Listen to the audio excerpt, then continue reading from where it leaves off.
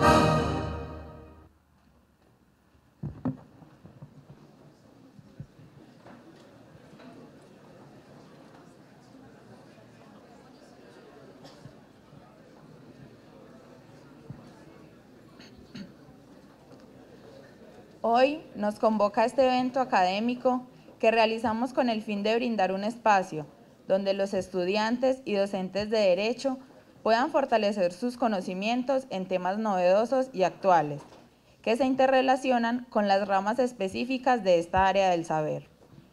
Estos conversatorios que realizamos a lo largo del semestre buscan resaltar la labor académica y práctica de diferentes ponentes del ámbito local y nacional. Hoy contamos con la compañía del decano de la Facultad de Humanidades y Ciencias Sociales, el doctor Francisco Javier Galvis Ramos, y la directora general del Consultorio Jurídico, Astrid Elena Lince Chavarría. Al finalizar el conversatorio, los invitamos a pasar a la mesa de registro que estará ubicada a la salida del auditorio, para que confirmen allí su asistencia.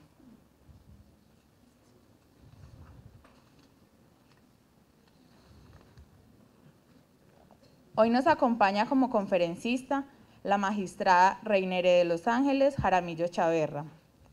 La magistrada Jaramillo es abogada, especialista en Derecho Público y magíster en Investigación Social Interdisciplinaria. Se ha desempeñado como docente en temas relacionados con Derecho Penal. Ha sido alcaldesa de Sumapaz en el periodo 2008-2012. Defensora pública en el periodo 2006-2008 y abogada del Comité Permanente por la Defensa de los Derechos Humanos durante el mismo periodo. A la doctora Reinere la invitamos a pasar al frente.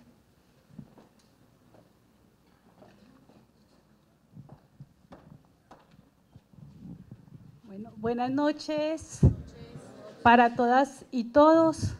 Para mí es un placer estar con ustedes, agradecer a la doctora Astrid Lince, saludar al doctor Francisco Galvis Y en particular quiero hacer homenaje y honor a un gran amigo mío por el que estoy aquí, Arles Corrales, quien es egresado y con quien tuvimos la fortuna de estudiar la carrera de Sociología en la Universidad Autónoma Latinoamericana de aquí, de Medellín. Y son esos amigos que van quedando en el camino, pero que nunca se olvidan, porque los amigos finalmente es esa familia que uno quiere tener y a la que siempre tiene ahí presente. Y también me acompaña aquí una de mis sobrinas, que es abogada, a la que también quiero convencer de que cada vez hay que estar muy sólidos en el camino del derecho. Con esto les quiero agradecer esta oportunidad de venir a mi tierra. Soy paisa, pero llevo bastantes años en la ciudad de Bogotá. Y cuando me dijeron que hablemos de paz, que hablemos de la justicia especial para la paz, ese es un tema que propiamente tiene que hablar el país entero de la paz.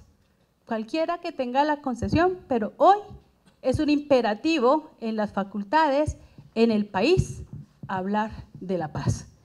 Y de la paz en contexto, qué ha pasado, qué pasó y qué se va a dar en el futuro en este país.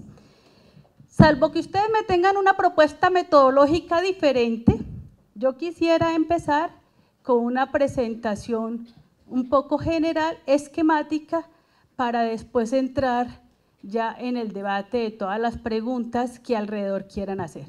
Y cuando digo que es una presentación general, es porque hablar de la justicia especial para la paz pasa entonces por comprender cómo fue el proceso de negociación, de qué componente es, de qué hace parte y también todos los desarrollos normativos que ha tenido en nuestro país.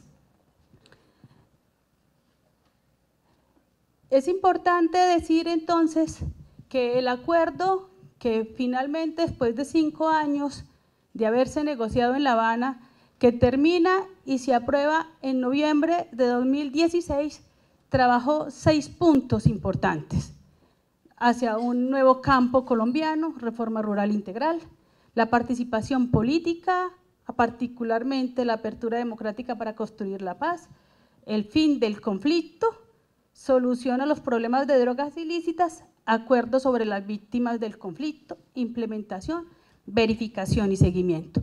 Nosotros entonces, esto solo para una presentación general, nos vamos a sostener en el punto 5, que es el punto de las víctimas, que hace referencia al sistema integral de verdad, justicia y reparación, garantías de no repetición. Una de las discusiones que se dio siempre en este país es que este Tribunal para la Paz de seguro no iba a ser lo más juicioso frente a la paz. Y entonces la primera afirmación que tenemos que hacer es que no será un tribunal para la venganza, como en el país en algún momento se quiso decir. Es un tribunal que busca entonces poder juzgar a los máximos responsables de las graves violaciones a derechos humanos y graves infracciones al derecho internacional humanitario. El sistema tiene unos principios fundamentales que ustedes lo logran ver ahí establecidos, y uno de ellos, y tal vez el más importante, tiene que ver entonces con poder satisfacer los derechos de las víctimas. Y el centro del acuerdo en este punto fueron las víctimas. Pero garantizar y satisfacer los derechos de las víctimas pasa entonces por poder caminar hacia la convivencia y la reconciliación.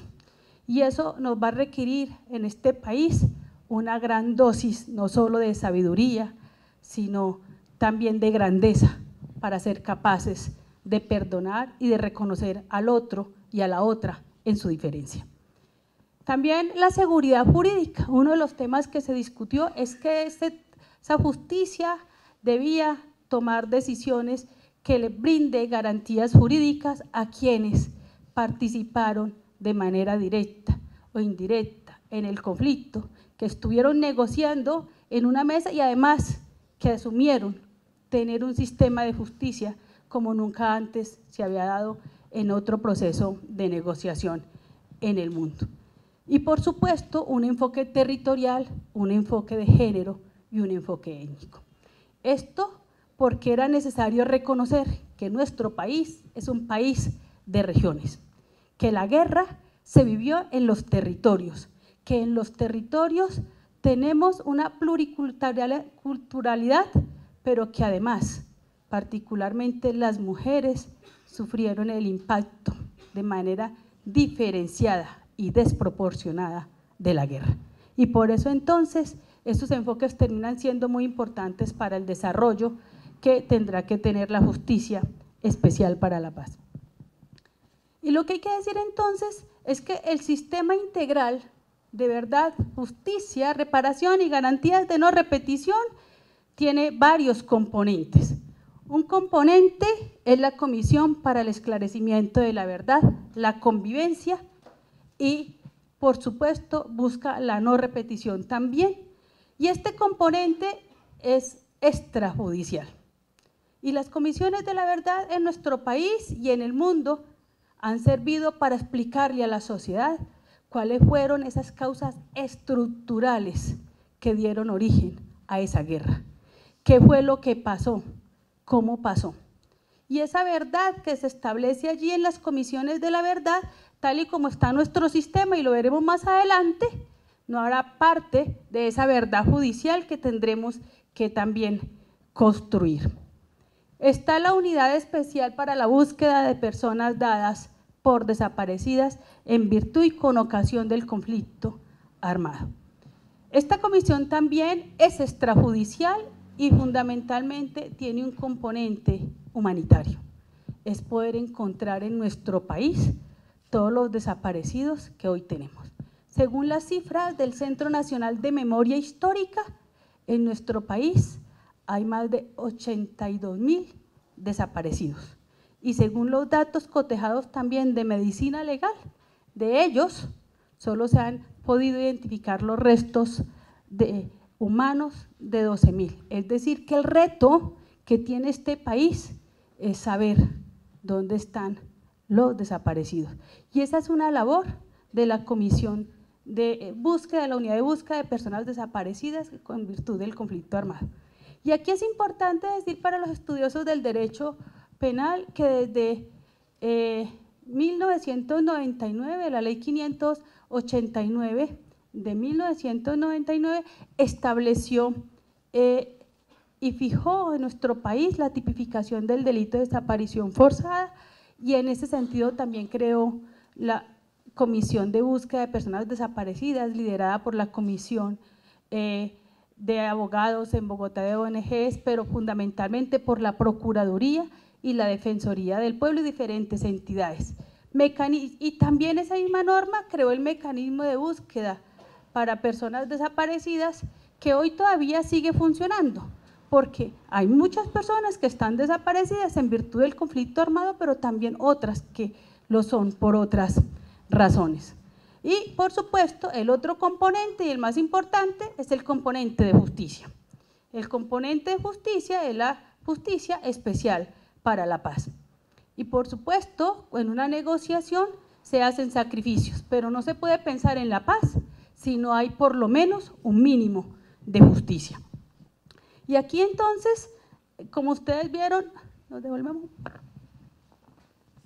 Estos componentes extrajudiciales, particularmente la Comisión para el Esclarecimiento de la Verdad, su función central es esclarecer lo relacionado también con las graves violaciones a los derechos humanos y en particular aquellos de carácter masivo. Pero también es poder contribuir al reconocimiento de las responsabilidades por parte del Estado colombiano, de las FARC y de todos aquellos que participaron de manera directa o indirecta en el conflicto armado. Y la unidad de búsqueda, su tema central es poder entonces, de la mano con otras entidades, porque solo no lo va a poder hacer, con medicina legal, poder avanzar en la construcción de este sistema de búsqueda que ya viene siendo estructurado porque es una unidad autónoma con autonomía administrativa, Sin embargo, hace parte de todo el sistema del sector justicia, es decir, que va a estar adscrita al Ministerio de Justicia. Y decir entonces que la Comisión de la Verdad tiene un término perentorio de 3 años, que empieza a contar ahora en el mes de noviembre. La comisión, la unidad de búsqueda de personas desaparecidas va a tener una duración de 20 años y pudiera ser prorrogable, y ello tiene una explicación, es que poder encontrar el número de desaparecidos que tenemos es un reto que tenemos no solo como sistema, sino como sociedad. Y entonces ya después vamos a encontrar el componente eminentemente judicial. Y el componente eminentemente judicial es la Justicia Especial para la Paz, que está conformada por tribunales y salas. Es decir, el tribunal es el órgano de cierre y las salas fueron aquellas pensadas como fuente de entrada al sistema. Y lo que hay que decir entonces es que este sistema pues surgió del acuerdo, pero esa fue una discusión bastante importante. Fue partir de ceros, fue pensarse cómo avanzar, sin tener en cuenta qué pasó en otros países, porque estábamos frente a una negociación inédita, a un país que tenía una guerra de más de 50 años, que se había dado en condiciones diferenciadas y que entonces había que pensarse cómo poder avanzar. Y de las cosas que se plantearon en la mesa de entrada es qué es aquello en lo que nos podemos poner de acuerdo. Y en lo primero que se pusieron de acuerdo era cuáles conductas no podían ser ni amnistiables ni indultables, aquellas que han agredido profundamente a la humanidad.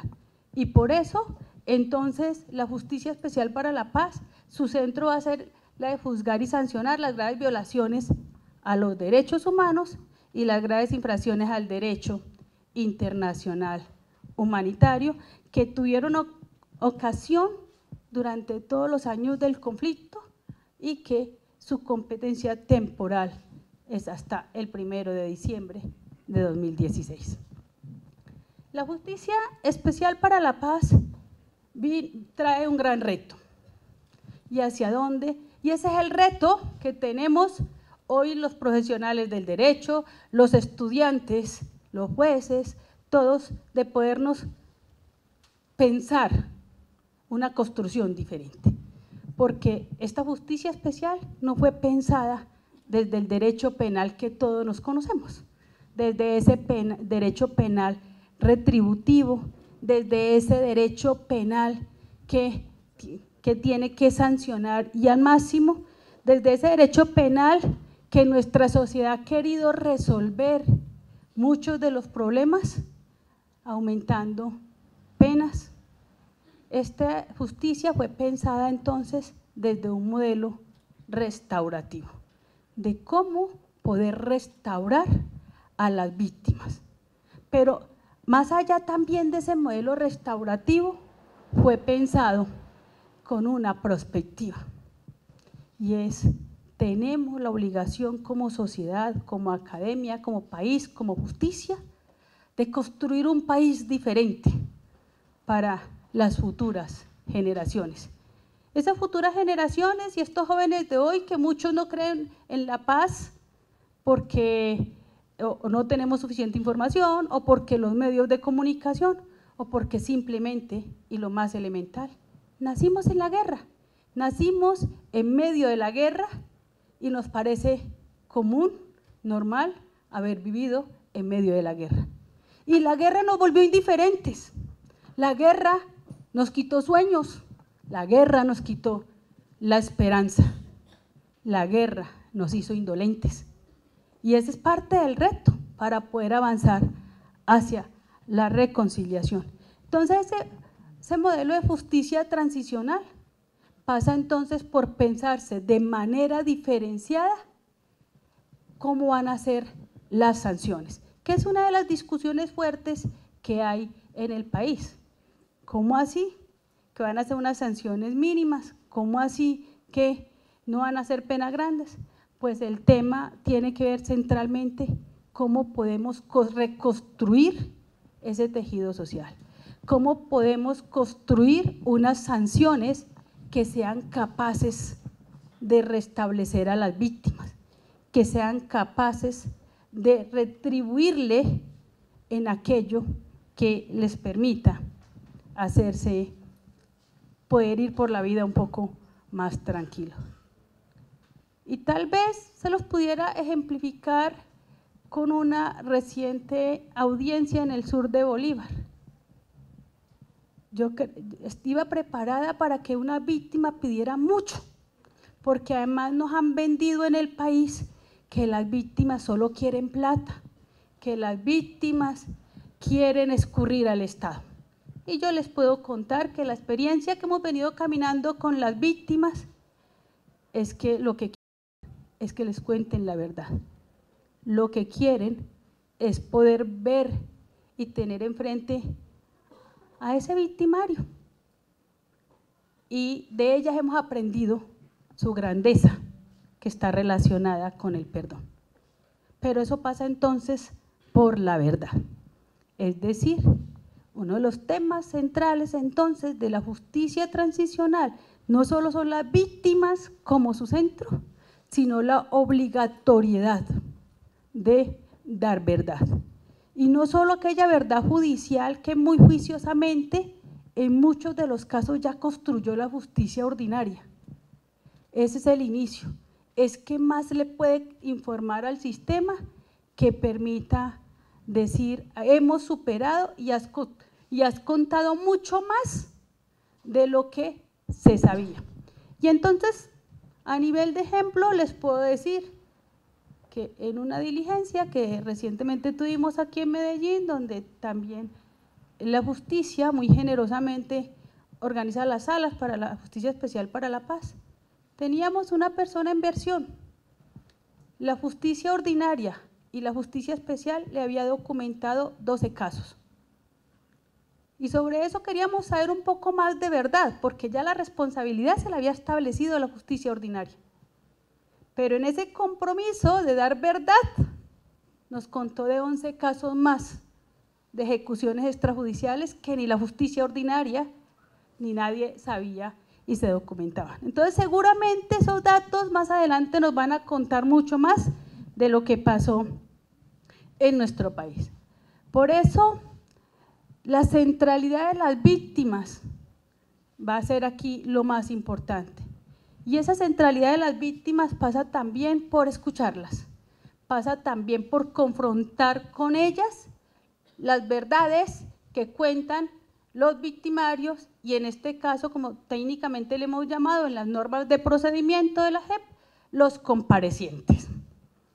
Y aquí hay una diferencia también con la justicia de paz, justicia y paz que hubo en nuestro país, donde en muchos de los casos la única verdad que conocimos a través de las sentencias fue la verdad del victimario.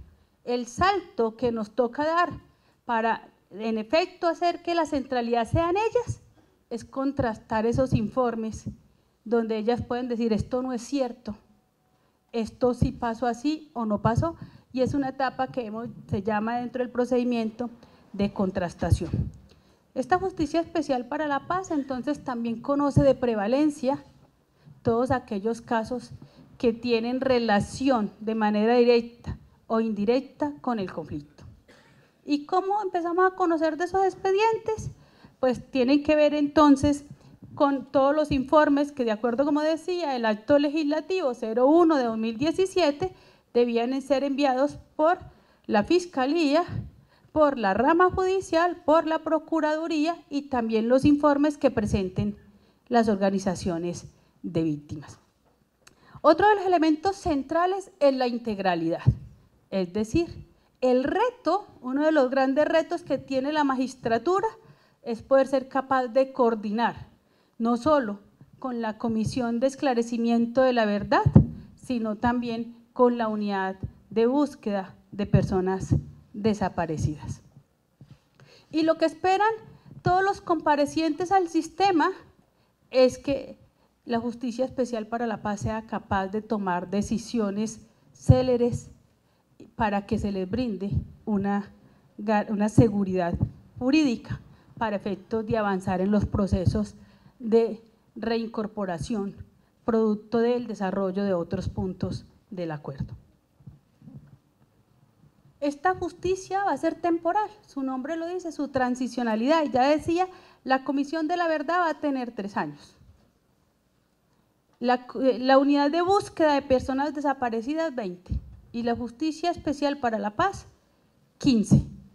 Prorrogables a 20 de ser necesario. Y posteriormente habrá lo que se denomina una comisión de estabilidad.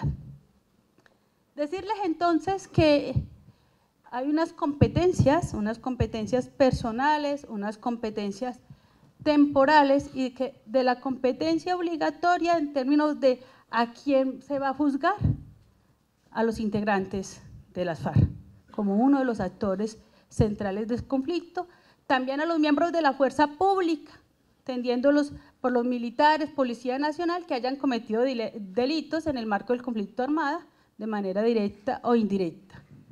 Y también aquellos terceros civiles y agentes del Estado que voluntariamente quieran llegar al sistema.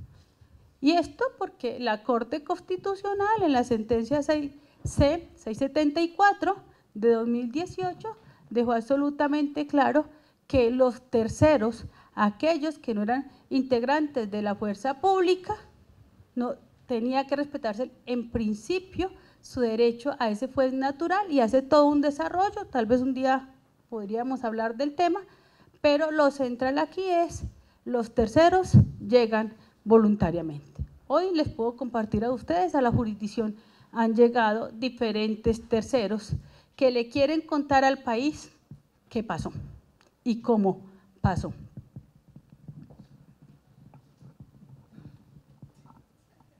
Aquí hay una discusión muy fuerte con las víctimas, porque una de las entradas al sistema es a través de las organizaciones de víctimas de derechos humanos, es decir, individualmente el sistema no fue concebido para recibir denuncias. Y esa es una forma, y es voluntaria. La que es obligatoria es la que tiene la Fiscalía de entregar todos los informes que fue construidos. Hoy les puedo contar entonces que la Fiscalía ha entregado cerca de 7 informes asociados a secuestro, retención ilegal de niños y niñas, ejecuciones extrajudiciales, violencia sexual y violencias basadas en género y violencia sexual, y también el caso de la Unión Patriótica, y ha anunciado que tiene 18 informes más que ha venido construyendo, y en cada uno de los informes aproximadamente vamos en hacen referencia a más de 200.000 expedientes con ocasión del conflicto armado. Decir entonces que, como lo hemos repetido, las víctimas son la centralidad, y ser la centralidad supone entonces que puedan participar desde un inicio en todas y cada una de las diligencias y de las actuaciones que se dan al interior de la Justicia Especial para la Paz, y tiene que ser reconocidas dentro del proceso judicial donde hay proceso, porque es importante también desde ya decirles que la Justicia Especial para la Paz está concebida desde una lógica de lo conversacional, es decir, de procesos dialógicos, y que lo adversarial será solo en aquellos casos donde quienes dijeron voluntariamente comparecer al sistema no reconozcan verdad y no asuman responsabilidad.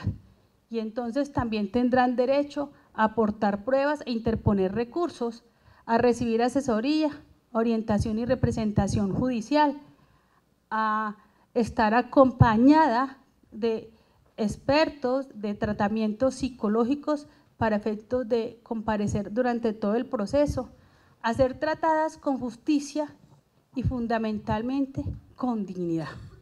¿Qué es lo que más nos reclaman? Yo quiero que se me reconozca en mi dignidad. y, por supuesto, a ser informados de todos los avances del proceso o de los diferentes procedimientos que hayan al interior de la jurisdicción. De manera general, y yo estoy segura que ustedes todo esto lo saben, la Justicia Especial para la Paz está conformada por un tribunal de paz y por unas salas de justicia. Y también hace parte del componente la unidad de investigación y acusación de la JEP. Algunos llaman la pequeña fiscalía de la JEP y la Secretaría Ejecutiva. Las salas fundamentales son 3, conformadas cada una por 6 magistrados, total son 18 magistrados de sala que tienen el mismo rango de magistrados de tribunal de sesional, y el Tribunal para la Paz tiene el mismo rango de Corte Constitucional de una de las altas instancias de nuestro país. Cuando se discutió el sistema, ellos se pensaron, y lo decía el doctor Juan Carlos Senado, porque no todas esas historias están claramente documentadas, que el tema central era cuáles eran las salidas del sistema y cuáles eran las entradas. Las salidas del sistema, que iban a ser la gran mayoría, iban a estar en la sala de amnistías e indulto, porque la gran mayoría de los integrantes de las FARC pues podrían ser amnistiados. Y cuando hablamos de la gran mayoría, son todos aquellos que no estén condenados ni investigados por una participación determinante en los delitos que tengan que ver con agresión a la humanidad, o lo que hemos denominado delitos de sistema. Está la sala de determinación de situaciones jurídicas, y esta sala de definiciones jurídicas es la sala que se le conoce como la sala de fuerza pública. Es decir, también se discutió que debía haber una simetría.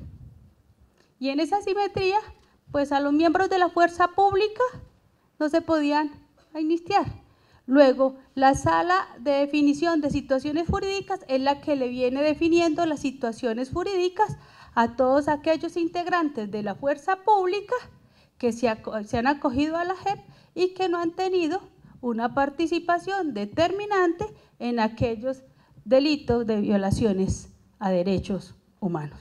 Hoy les puedo decir que en el sistema hay más de 1.950 integrantes de la fuerza pública que fueron relacionados por el Ministerio de la Defensa en su momento, como aquellos que estaban investigados por la justicia ordinaria, y que además, en virtud de la ley 1820, que es la que reglamentó todo el tema de las amnistías, pero también reglamentó aquellas libertades transitorias y condicionadas mientras la JEP podía avanzar en su labor.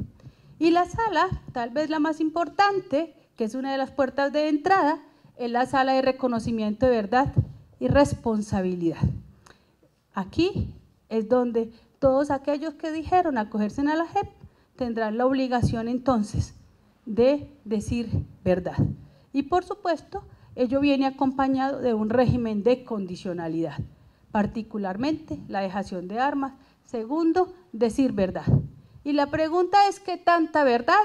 ¿Y cuál es ese umbral de verdad que nos va a diferenciar con la verdad histórica de la Comisión de la Verdad? Pues decimos, es aquella verdad suficiente y necesaria para poder establecer la responsabilidad penal. Y aquí decir entonces que tal vez por lo que ustedes ya han escuchado en los medios de comunicación, hoy ya vienen compareciendo a la sala de verdad y reconocimiento los diferentes integrantes de las FARC, de la cúpula de la FARC, que fueron los primeros vinculados a uno de los casos que ya se viene agenciando, que es todo lo que tiene que ver con secuestro y con retención ilegal de niños y niñas. En la sala de verdad y reconocimiento es la encargada también de recibir los informes y decir desde ya entonces que hay 3 años máximo para entregar los informes, que los informes, la norma dice que son 2 años para entregarlos y puede ser prorrogable hasta 1 año más, entonces nosotros hablamos de 3 años. Y el Tribunal para la Paz, como su nombre lo ha dicho, es aquel tribunal de cierre, aquel tribunal que tendrá entonces que proferir las diferentes sentencias producto de las decisiones que salgan de la sala de reconocimiento y de verdad. Cuando los comparecientes aceptan verdad, dan verdad y aceptan su responsabilidad y después de contrastar la misma, termina en la sala con una resolución y quien dicta la sentencia es la sesión de primera instancia en casos de reconocimiento de verdad. Y en esos temas entonces se construye dialógicamente cuáles van a ser los mecanismos de reparación con contenido restaurador para efectos de ser tenidos en cuenta en las sentencias. Pero también está la sesión de primera instancia en casos de ausencia de reconocimiento de verdad y responsabilidad. Esa es la sesión que va a hacer los juicios, es decir, los juicios orales contradictorios para aquellos que no reconocen verdad. Y aquí entonces viene la discusión que ustedes tal vez en la radio han escuchado, y si no dice verdad y si no comparece, entonces se excluye del sistema. Les debo decir que tal y como están las normas, no se excluyen del sistema, se quedan en el sistema, solo que en el sistema también serán investigados y pueden terminar condenados. Ya no van a tener unas sanciones propias, sino que aquí es el componente de justicia retributiva que queda dentro del sistema, es decir, donde las penas pueden ir hasta 20 años.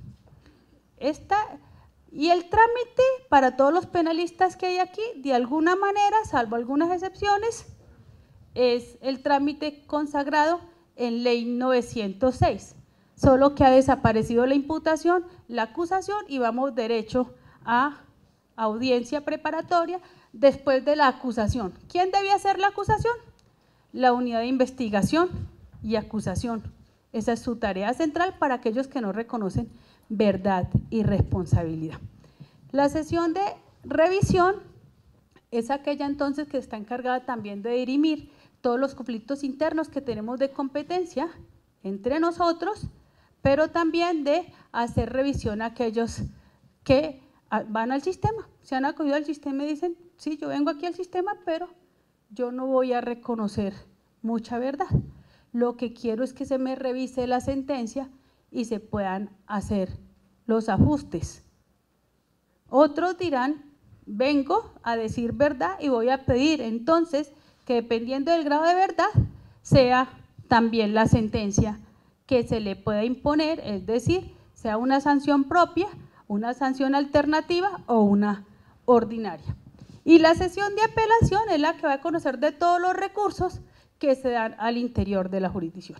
Todos y cada uno de los procedimientos y también las competencias vienen derivadas en el acto legislativo 01 de 2017, que fue la que recogió esa reforma constitucional que recogió todo el punto 5 del acuerdo de paz.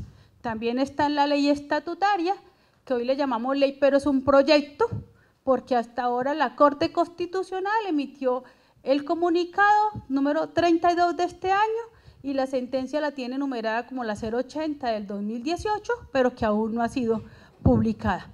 En consecuencia, como es un control previo de constitucionalidad, todavía la ley estatutaria de la Justicia Especial para la Paz no tiene número.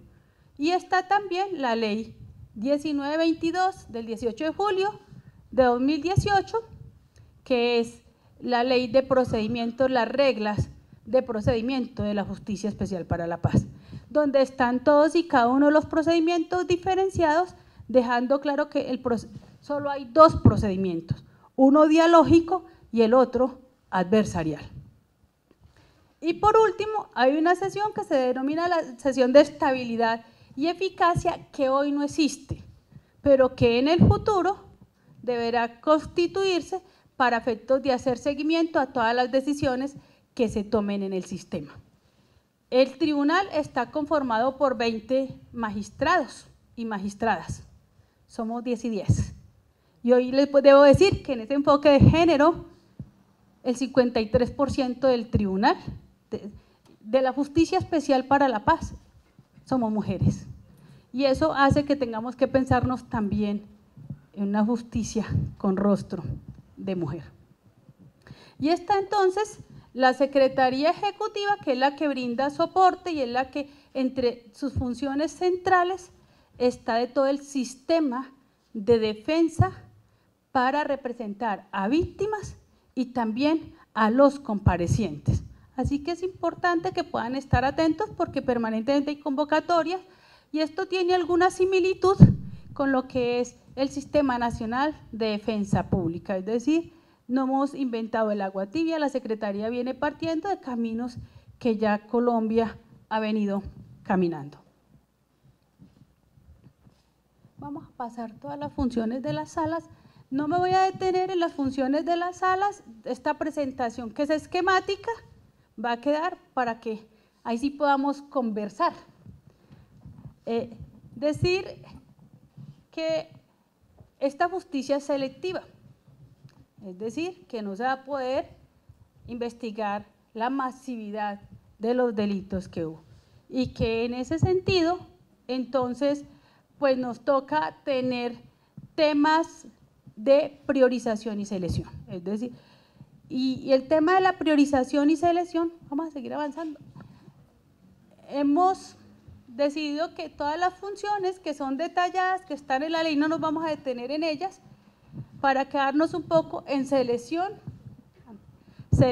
y priorización. El sistema tendrá que seleccionar y priorizar.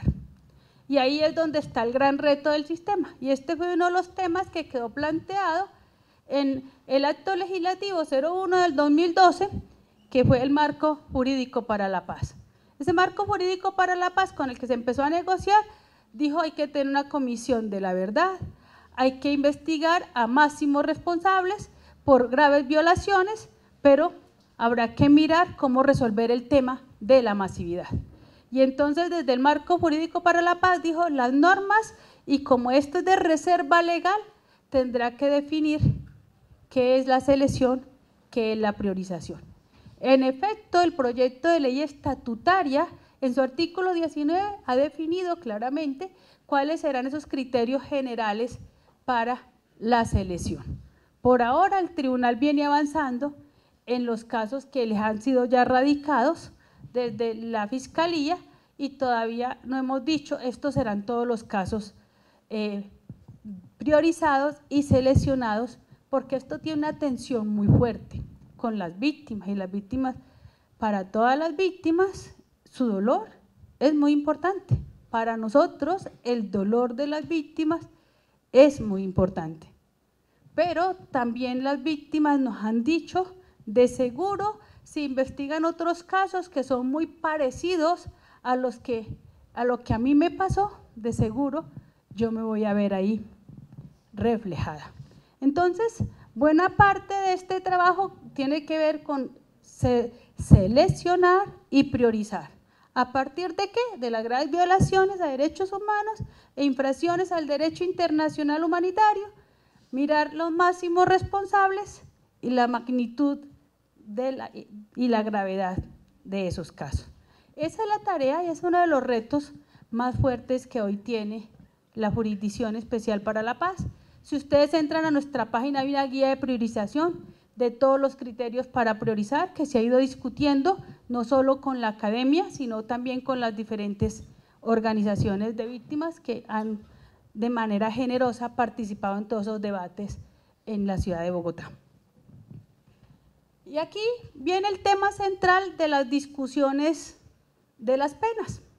Entonces, este sistema no fue pensado en esa venganza, en esa pena retributiva. Y aquí entonces están las penas alternativas, las penas propias y están las penas ordinarias. Y aquí decimos no va a haber impunidad. La gente dice, ¿cómo no va a haber impunidad? Si se cree que impunidad es no colocar 40 años de prisión, ahí tendríamos una dificultad frente a ese desaprender que tendré que tener en un marco de justicia transicional, donde yo sacrifico un tanto de justicia por un máximo de verdad para superar lo que pasó en el país y poder avanzar hacia un país reconciliado, hacia un país donde se pueda vivir sin miedo. Entonces, las finalidades es restaurar y reparar el daño causado. Y ahí hay una diferencia central con los fines de la pena de la justicia ordinaria. Y otra de las finalidades es satisfacer los derechos de las víctimas para poder consolidar la paz. Y una de las cosas que más repara es la verdad. Es decir, el reto de nosotros es poder construir y ayudar en esa contribución de esa verdad reparadora. Las víctimas en privado antes de empezar las audiencias dicen, doctora, yo sé qué pasó, pero yo lo que quiero es no solo que el victimario, el compareciente lo reconozca, sino que la sociedad también sepa qué me pasó. Y les doy un dato que es muy doloroso.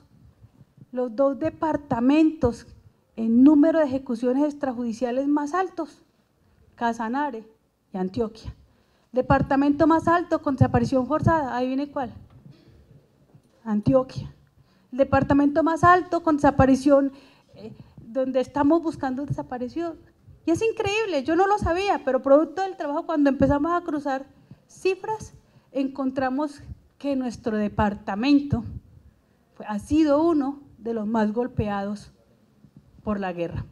Y entonces ahí sí que los paisas tenemos un reto de cómo somos capaces de vernos en medio de la diferencia. Entonces, las penas propias van de 5 a 8 años y aquí es donde viene la atención. ¿Y qué pasa con ese señor que está en el Congreso, con esos señores que están en el Congreso y están libres? Están yendo al sistema y de seguro van a tener una pena propia. Y aquellos que no reconocen o que lo hacen tardíamente después de estar en el juicio van a tener una pena de 5 a 8 años y, como les dije, aquellos que no le dan la verdad suficiente al sistema, pues será la justicia ordinaria dentro del sistema quien lo sancionará después de un juicio contradictorio. Y aquí, para ustedes que son abogados, también les adelanto, en los debates de las reglas procedimentales tuvimos serias discusiones. Si vienes al sistema y no quieres decir verdad, no deberías pedir todas las garantías en un proceso contradictorio, porque todas las garantías las tienes en la justicia ordinaria. Y eso entonces hizo que tuviéramos que discutir figuras jurídicas que habían estado ahí en términos de poderlas ponderar. ¿Qué pasaba con el principio de congruencia? ¿Qué pasaba entonces con ese principio de oficiosidad que tiene el juez, que no se da en el sistema de Ley 906? ¿Qué va a pasar entonces con esos testimonios que se recogieron hace 20 y 30 años y que están en un expediente que fue archivado? Prueba trasladada, si no cumple los requisitos de prueba trasladada, permanencia de la prueba, esa y muchas otras discusiones fue las que nos tuvimos que dar para decir, si usted, señor, viene al sistema, no quiere reconocer verdad y viene solo seducido porque va a tener una pena menor de 20 años y no de 60, pues de seguro no va a tener todas las garantías tal y como están concebidas en la Ley 906, en el entendido que la centralidad son las víctimas. Y por eso hay principios que han tenido que flexibilizarse y lo van a poder ver en la ley que les he hablado, que es la Ley 1922 del 18 de julio del 2018, que son las reglas de procedimiento. Y decir entonces que también las reparaciones, que dentro del sistema no están claramente identificadas las reparaciones individuales, sino que serán reparaciones colectivas. Y que las reparaciones individuales seguirá estando en la ruta de esas definiciones que ya ha avanzado y que se vienen haciendo a través de toda la institucionalidad y la reglamentación establecida en la Ley 1448 del 2011, la Ley de Víctimas, que de manera adecuada ha venido avanzando y que en todo caso, también desde el acuerdo se dijo que habría que hacerle ajustes a la ley.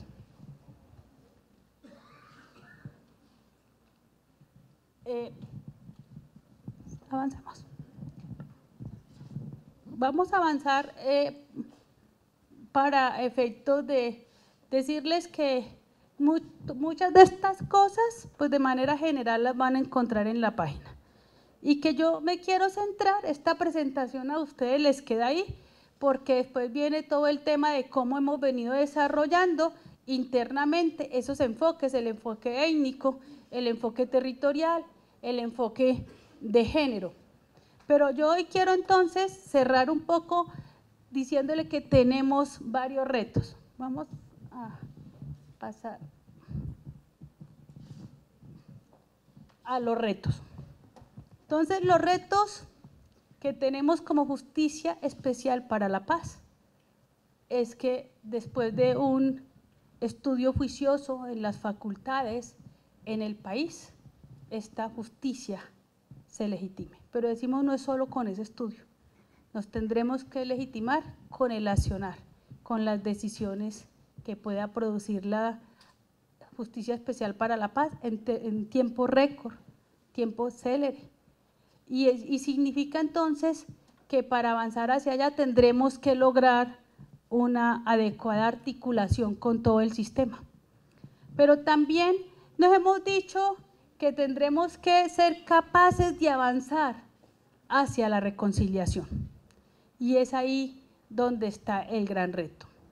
Cuando en un país no se siente satisfecho ese derecho de justicia, pues difícilmente puedo confiar en la paz. Y ese es el gran reto que tenemos nosotros, cómo avanzar hacia esa reconciliación, dejando claro que la justicia especial no va a resolver los problemas estructurales del país, que es otra carga que se ha querido pensar, que desde la justicia especial se podrán resolver situaciones estructurales. Por supuesto que no.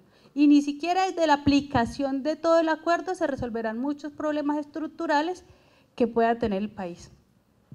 Pero sí hemos dicho que es importante poder avanzar en construir decisiones estructuradas que puedan hacia futuro poder contribuir al desarrollo de políticas públicas y que por supuesto también desde ahí se pueda ayudar a superar algunas de las causas estructurales que han dado origen al conflicto en Colombia. Y nos hemos dicho, necesitamos, y lo han dicho hoy en el foro, en el seminario internacional, ayer también lo dijeron, esta mañana, necesitamos sentencias humanas, sentencias que pongan al ser humano en el centro y particularmente necesitamos sentencias que sean capaces de desarrollar todos los enfoques diferenciales. Y hay un tema muy duro y es nuestro gran reto y por eso estamos acá, es poder construir confianzas institucionales, es poder pensar en nuevos modelos de justicia y es poder avanzar en la pedagogía de paz. Estamos convencidos que importante y bienvenido el debate con suficiente información, con suficiente claridad y que entendemos que en el país puedan haber muchas diferencias, pero decimos que venga el debate conociendo los desarrollos que tiene la Justicia Especial para la Paz. Habría muchos detalles para decirles, pero puedo adelantar como por ejemplo que los actos legislativos que han introducido a nuestra Constitución lo que fue el acuerdo en lo que tiene que ver con el tema de justicia, con el tema de la garantía de las víctimas, han puesto unas restricciones que se podrá reformar y bienvenidas todas las reformas, pero que no sean aquellas que cambien la estructura y la esencia del acuerdo. En todo caso, yo hoy les debo decir como magistradas que estamos comprometidos con el país, que estamos convencidos de que no hay un camino a la paz, que la paz es el camino. Y así lo dijo Gandhi. Bueno, entonces ahora sí.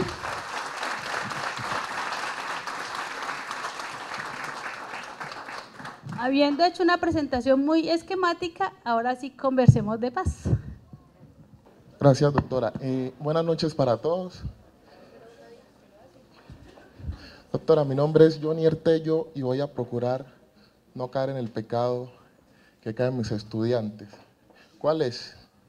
Cuando tienen una pregunta o una respuesta personal, dicen, le pasó a un amigo. Y entonces preguntan como si fuera el amigo el que le sucediera. Y mi tema es particularmente personal. ¿Por qué?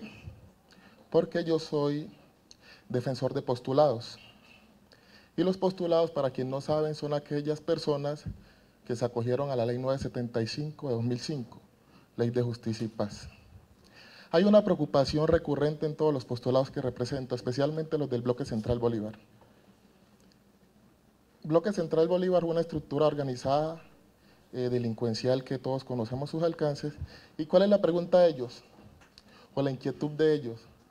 Doctor, ¿por qué esos derechos de petición, por qué esas solicitudes de acogimiento a la JEP se nos niegan? Bajo el argumento de que solo la JEP y solo aquellos beneficios de la JEP son plausibles para los miembros de la FARC. ¿Cómo es que en la Ley 975 sí pudo haber tenido encuentro paramilitares y guerrilla, y en el acuerdo de paz y sus beneficios no tenemos nosotros como paramilitares encuentro o solución? Y esa preocupación efectivamente se vislumbra en lo que la JEP nos ha dado respuesta, y la Secretaría. Cada vez que solicitamos el acogimiento nos dicen, no señores, para ustedes no es esto. Libertades condicionadas, postulados que llevan 5 o 10 años sin sentencia, sin sustitución de medida de aseguramiento. Doctor, ¿y cómo así que este guerrillero de la FARC salió a los 5 años y yo llevo 8 o 9 y no puedo?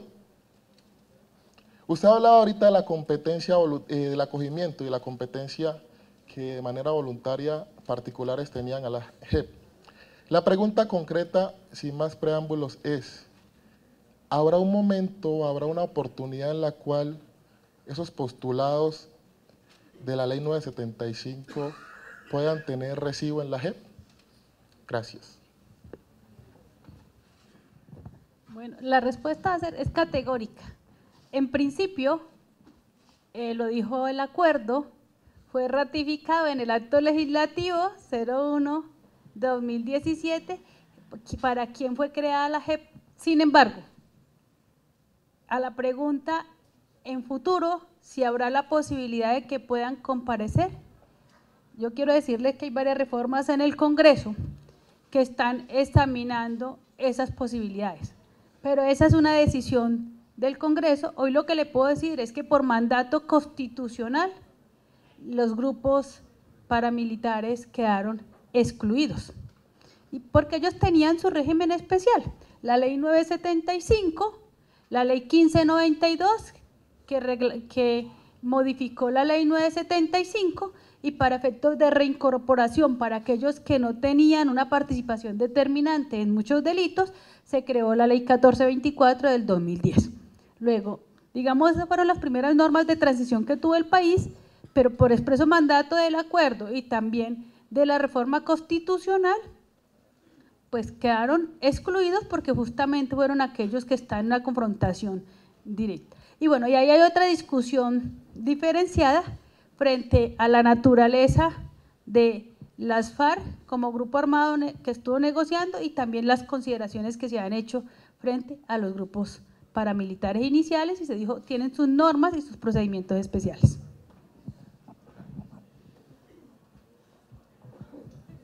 Aquí casi todo el mundo me conoce, pero para los que no me conocen, soy Francisco Galvis. Mire, doctora, me voy a referir a lo primero que usted dijo, que esta justicia está cimentada en algo fundamental, que es en un mínimo de justicia para que pueda funcionar. porque si no, de otra manera la gente no se somete, eso es normal. Yo no me voy a ir a someter por una pena de 40 o 50 años, sino que hay que ofrecer esa gabela como ocurrió en Sudáfrica, como ocurrió en los países de los Balcanes y como ocurrió también en Centroamérica, cuando ellos no han sido tan afortunados porque había mucha verdad, no se consiguió. En cambio en Sudáfrica y en los Balcanes sí se consiguió mucha verdad a cambio de la cesión que hace el Estado por un mínimo de justicia. Eso lo he tenido claro desde el principio de esta discusión sobre la Justicia Especial para la Paz. Lo que sí quiero resaltar en este momento es que la pedagogía que usted ha hecho aquí sobre la Justicia Especial para la Paz es algo muy importante y que se debería divulgar por todo el país, porque la verdad es que yo, por ejemplo, en este momento he cambiado mucho mi chip de acuerdo a lo que usted ha expuesto en relación con la Justicia Especial para la Paz. Porque, por ejemplo, a nosotros nos vendieron la idea de que todos ustedes son unos comunistas escogidos por otros comunistas y quienes no somos comunistas, pues no tiene por qué gustarnos eso. Pero lo que usted ha dicho aquí es y va quedando muy claro, una razón muy objetiva de lo que es el actuar de ustedes y el diseño de la Justicia Especial para la Paz. Quiero felicitarla por hacer esa tarea tan importante y eso van a tener que multiplicarlo si quieren que el país cambie su percepción sobre lo que es la Justicia Especial para la Paz y no una feria de impunidad. Gracias. Gracias a usted, doctor. Es importante decir que esto que se está diciendo aquí, y tal vez muchos no lo saben, concursamos más de 2.500 y el proceso fue un proceso donde la plataforma no era fácil, era compleja y al final seleccionó un grupo independiente. Yo estaba aquí en Medellín y les cuento la historia. Había retornado de Bogotá a Medellín y llevaba año y medio. Y había pasado muchas hojas de vida a diferentes lados y les quiero contar. Me decían, en algunos tiene una hoja de vida muy calificada, en otros está en un rango de edad que ya no requerimos. Y como en la universidad donde trabajaba en Bogotá y donde los temas que había trabajado siempre estaban asociados a la paz, la ley de víctimas, ley 975, porque he estado convencida que tenemos el derecho a vivir en un país sin guerra, que para los que estamos en la ciudad es muy fácil decir que no a la paz, pero cuando uno tiene el dolor en la piel de escuchar a las víctimas y de haber acompañado en su trabajo a ellas, uno entiende que el dolor que este país ha vivido es muy grande. Y les quiero solo cerrar con esto diciéndoles, el día que sentí mucho dolor estando en la alcaldía de Sumapaz y un niño en una de las veredas pisó una mina antipersona, la impotencia que se siente llevándolo en los brazos tratando de sacarlo al sitio más cercano, ustedes no lo alcanzan a imaginar. Y este país nos tiene que doler. Por eso todos tendremos que apostarle, y ese es nuestro reto, apostarle a que el país pueda avanzar en consolidar la paz, con todas las dificultades.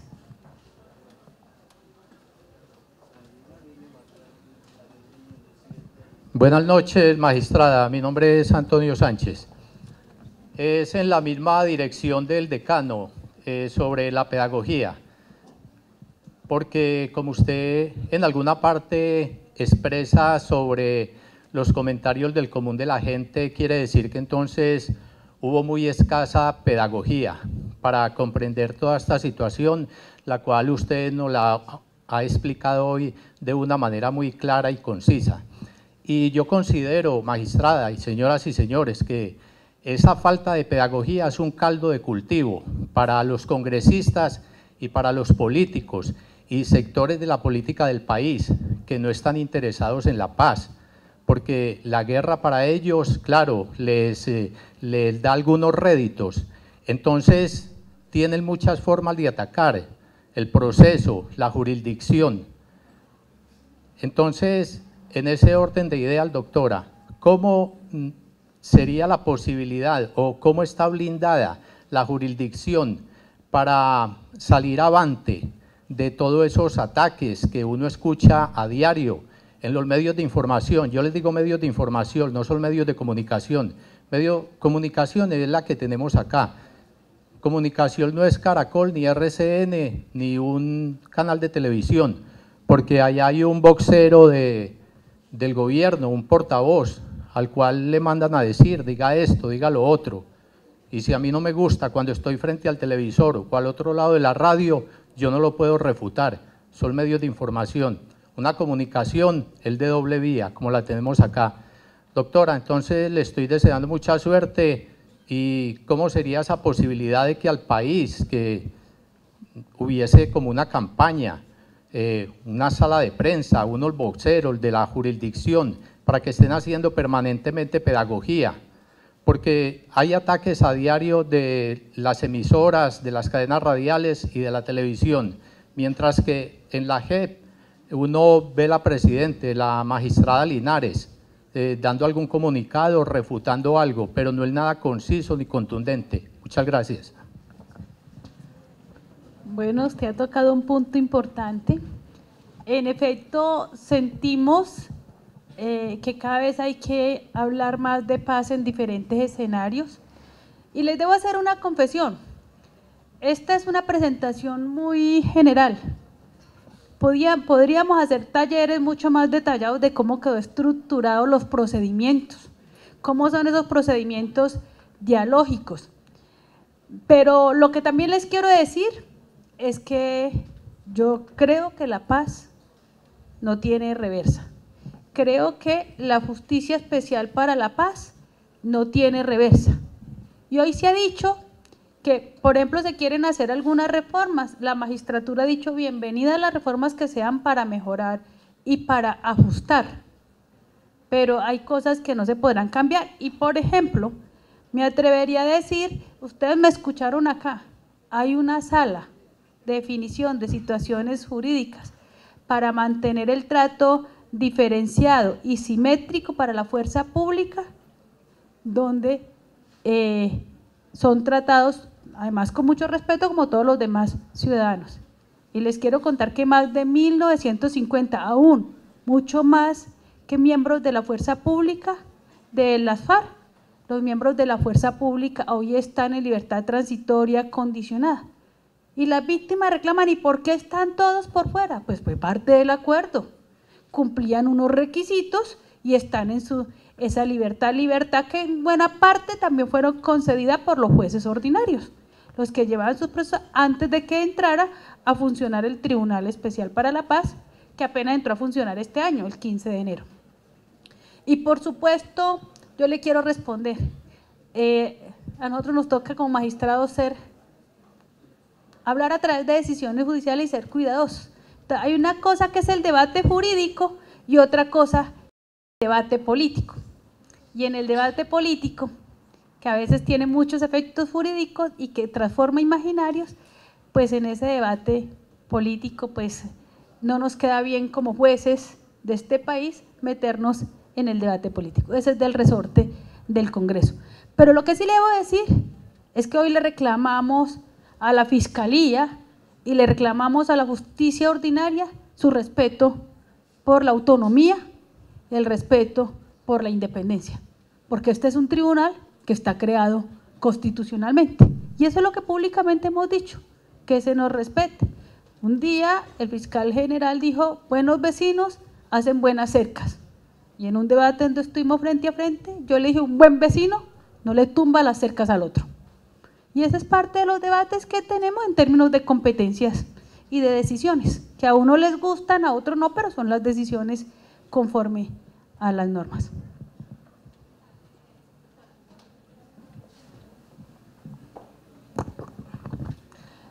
Buenas noches, mi nombre es Julien. Doctora, pues un poco como con lo que está diciendo el compañero ahora, a pesar de que hay algunos del Congreso y del gobierno que no están de acuerdo con el proceso. Mi pregunta es muy concreta. Con la reforma a la justicia que se está planteando en este momento, ¿esa reforma estaría tocando a la JEP como tal?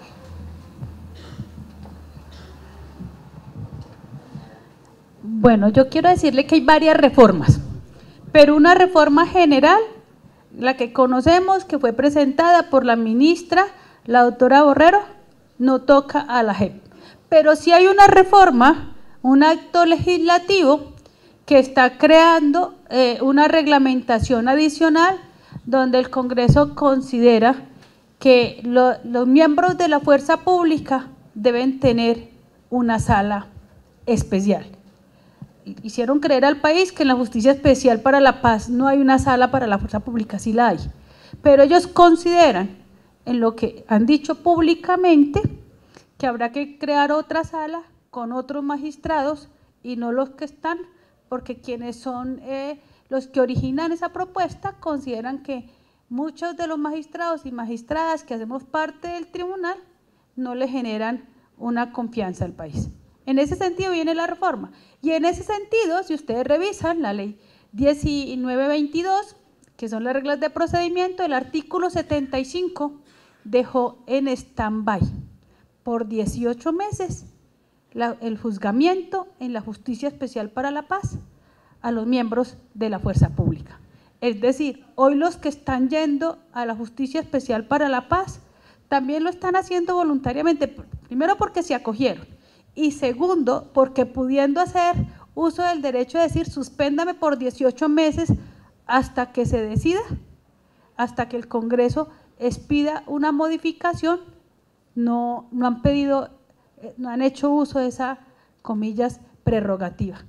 Y en algunos casos, pues nosotros hemos revisado los temas para considerar que muchas de las normas que están en las reglas de procedimiento, como decirle a un juez que no puede decretar pruebas, porque el Congreso hizo esfuerzos para mirar cómo limitaba el accionar de la magistratura y que un juez no pueda decretar pruebas, pues eso es un contrasentido.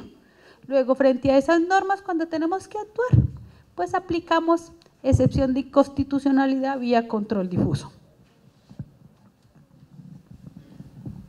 Adrián. Buenas noches para todos. Doctora, mi pregunta son dos. Inicio diciendo que el cambio nos da mucho miedo, pero nos toca asumirlo. Entonces, en ese orden de ideas, mi pregunta es, no sé si fue que yo la entendí mal, pero me gustaría que me explicara con respecto a la investigación, porque tengo entendido que serían como investigaciones paralelas, una la investigaría la justicia ordinaria y la otra la JEP, entonces serían investigaciones paralelas. En ese mismo orden, entonces sería como en el mismo método que utilizó Justicia y Paz, y cuál sería el enlace entre justicia ordinaria y la JEP. Y la otra es, tenemos una reserva de los datos personales. Se está haciendo mucho o hablan mucho sobre las víctimas, entonces, ¿cómo va a ser ese empalme con las víctimas sabiendo que tenemos una ley de reserva y es casi a veces imposible ubicar a esa víctima? Entonces, yo sé que es más de procedimiento, pero son las dos dudas que se me generan en el momento. Gracias. Bueno, señorita Adriana, hizo varias preguntas. Bueno, decir que la justicia ordinaria, y cuando hablamos de la justicia ordinaria, particularmente la Fiscalía General de la Nación remitió a la Justicia Especial para la Paz y viene remitiendo, tiene 2 años para hacerlo, pero viene remitiendo todos los expedientes que están asociados a delitos con ocasión con el conflicto armado. Es decir, los ha agrupado. Entonces nos entregó el de secuestro y en secuestro tenemos miles. Solo para dar un dato, porque es el caso que me ha tocado agenciar a mí, últimamente el 24 de noviembre entregó el informe de violencias basadas en género y son más de 1000 casos que nos reporta, 800 algo de las FARC y 200 algo de la fuerza pública. Pero paralelo con eso, las víctimas, las organizaciones de mujeres, entre ellas varias de Antioquia, han entregado un informe que han denominado Mi Verdad Cuenta. Y en Mi Verdad Cuenta han entregado una serie de información donde relacionan más de 1000 y pico de casos, de hechos victimizantes, que nos toca agrupar. Y por eso entonces cuando hablamos del tema de la priorización y de la selección, nos toca hacer un tema que llama de agrupar casos, todo porque aquí el modelo es de análisis de contexto, no es el caso a caso. Ahora bien, usted me pregunta, parece que hay 2 investigaciones. Claro, hablé de la investigación, pero es en aquellos casos donde los que han aceptado ir a la JEP, para la FARC no es una aceptación, es obligatorio, si no va, pues hay sanciones, pero para los terceros y hoy para la fuerza pública se vuelve voluntario. Para aquellos que van y dicen, yo vengo aquí, pero es que yo no soy responsable. Ustedes ya han visto eso en las noticias. Yo no voy a reconocer víctimas porque yo no he cometido ningún delito, ni por línea de mando, ni nada, no acepto ninguna responsabilidad. Perfecto, pero se acogió a la JEP. Luego a él no se le excluye de la JEP, sino que pasa a la investigación de la unidad de investigación y acusación de la JEP. Y esa unidad de investigación terminará o bien solicitando preclusión o bien acusando. Y si acusa, va a un juicio contradictorio en el tribunal en una de las sesiones, que es la sesión de ausencia de reconocimiento, de la que yo hago parte.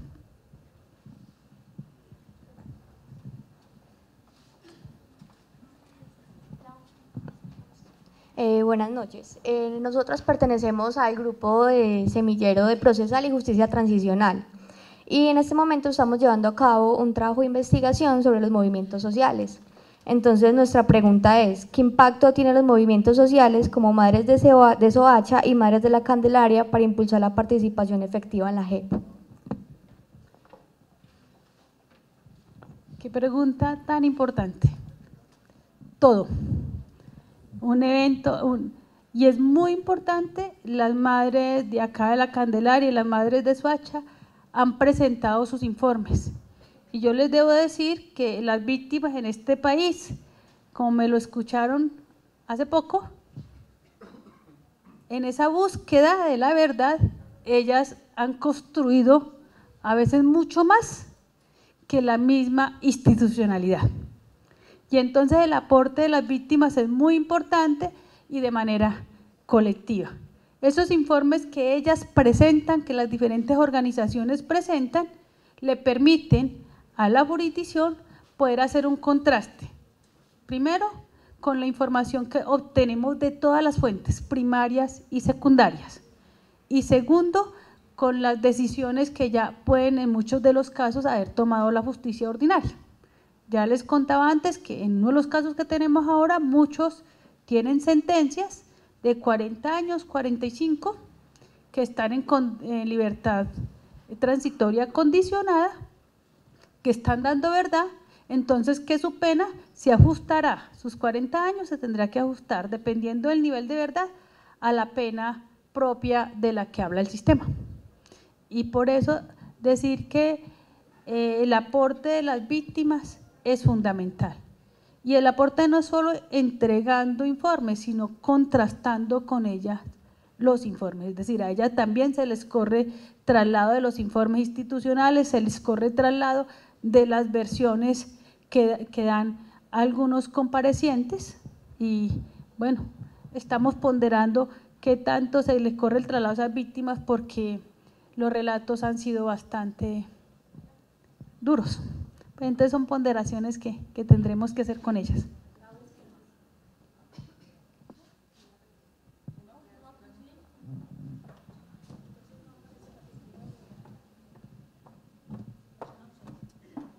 Buenas noches, mi nombre es Norela Castañeda.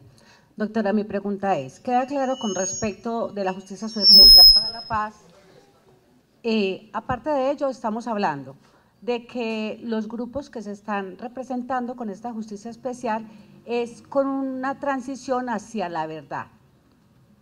Hago énfasis con la pregunta que hace la niña con respecto a las Madres de las Candelaria y de todas estas manifestaciones o todos aquellos que reclaman la verdad, pero aparte de ello sabemos que más de 20 años el Estado ha estado presente con respecto a la indemnización de las víctimas.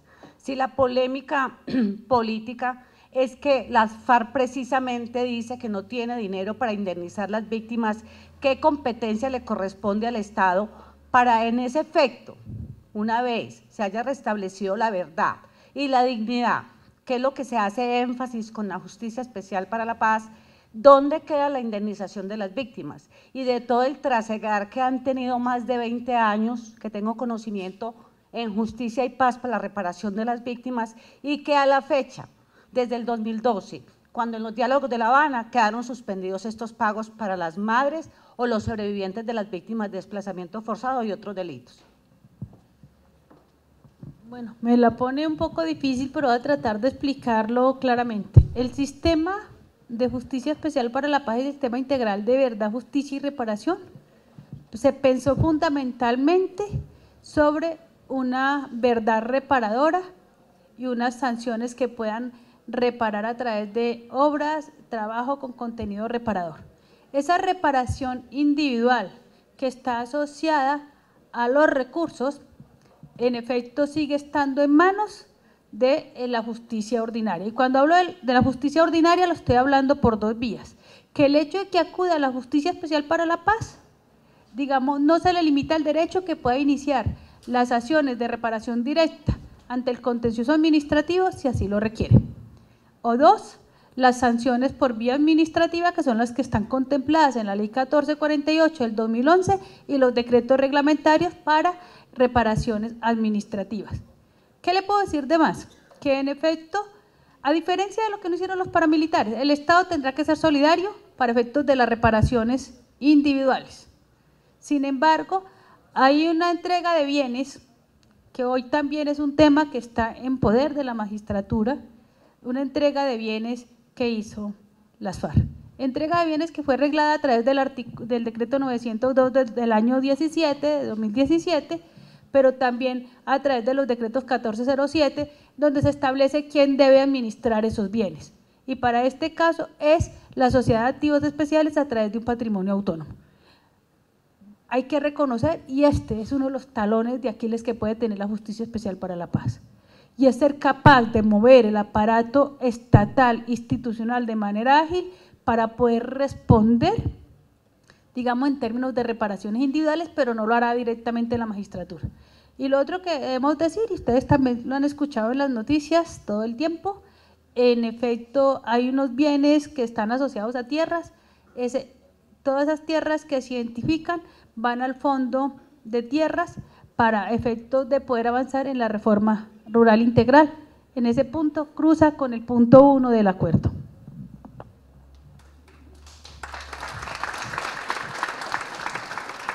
Bueno, muchas gracias por haberme escuchado, por tener esa gentileza.